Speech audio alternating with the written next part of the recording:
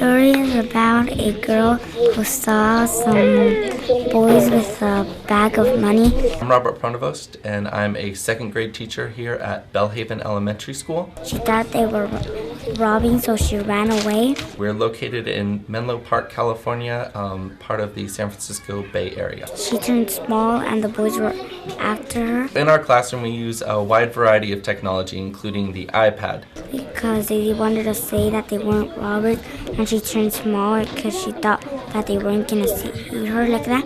One application that we have used specifically on the iPad is Puppet Pals. But the boys saw her and they turned small to go with her. First, they wouldn't scare her, but then she ran to her house and she called the police when she saw them. Puppet Pals is a way of students storyboarding an idea that they have for a story.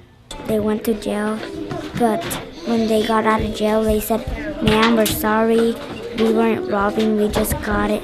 We're just taking it to the bank." Creating the plot, using different characters that they move around and different settings to really create that story in their mind and on the iPad before they write it down. And then the police saw them on the way to the bank, and they all got took to jail. Puppet Pals, they're able to record themselves, move the characters around, and then write about it, which has actually really increased these students' writing. They've gone from writing a paragraph with just actions and a couple pieces of dialogue to really supporting their writing with details about what the setting was like, what the characters did, how they looked, and how they moved and interacted with each other. Give me your money. I don't have no money. All these characters, they are the people in the story that sometimes they be really bad. Okay. And what happens? What do they do? I'm trying to get the story. I'm trying to get what happened that made them get in trouble. Do you think that you could start working on that? Start recording it, thinking about what happens? I'm already recording it right now. I'm going to pause it for a second. So then when we come to writing later today, you'll be able to actually write some of the story about what happened? I have some students who just struggle visually and mentally thinking about, well, what would happen next? And it's hard for them to draw the picture of what would happen next and to write a little idea.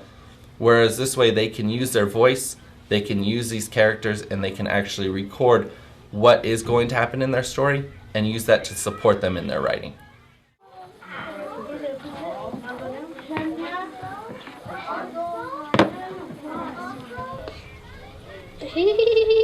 Aw, you found me. I got you. Aw, you found me. I haven't spent the extra money to get more, but you can buy more characters. And so eventually they won't be tied just to these characters. Fortunately, everything that's in my classroom I either have to pay for myself or ask someone to donate. We don't really have any extra money in our district for any of these pieces of technology. I mean, let alone, paper, pencils. It's kind of what we have the money for.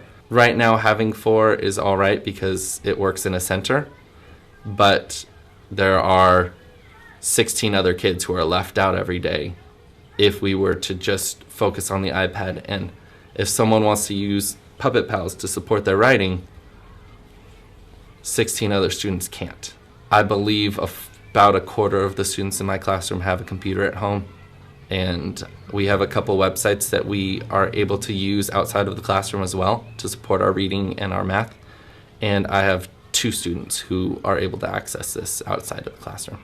So 2 out of 20 of my students are able to access these resources outside of the classroom. This is the Belle Haven area, but Belle Haven and East Palo Alto we don't have as many resources as they do over in Menlo Park or in Palo Alto. It's just how it is.